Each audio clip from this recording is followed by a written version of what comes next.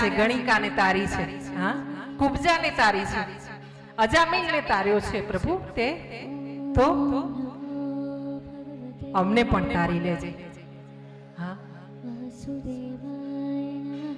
આવો આપ સૌના હૃદયમાં બિરાજમાન એવા મારા ગોવિંદને નમસ્કાર કરીને સંન્યાસ આશ્રમના બધા જ દેવોને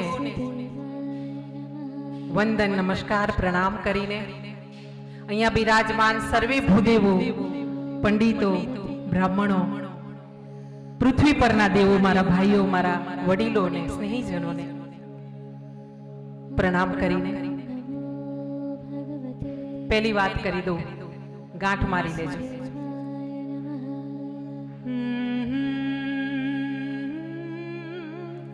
કવિ ન હું મેં નાહી ચતુર કહાઉં,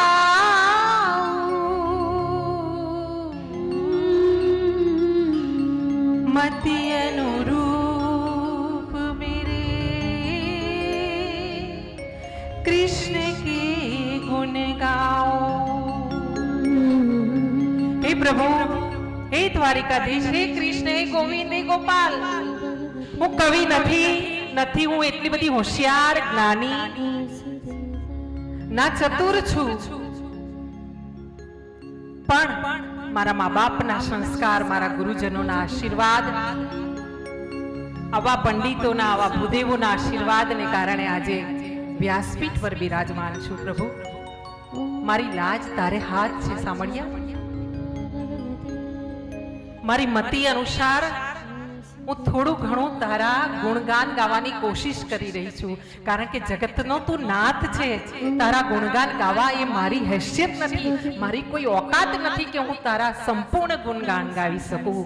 હા, તમને બધાને હું સમજાવી શકું કે કૃષ્ણ કોણ, ભાગવતજી શું, પણ એક તુચ્છ પ્રયત્ન કરી રહી છું, કોશિશ કરી રહી છું. આપણે બધા મળીને એક કહેવાય કે ભાગવત કરવી, એક કહેવાય કે ભજન કરવા, એક કહેવાય કે સત્સંગ કરવા, અને એક કહેવાય કે ભાગવત કરાવવી, ભજન કરાવવા, સત્સંગ કરાવવા. હા, આમાં બહુ અંતર છે.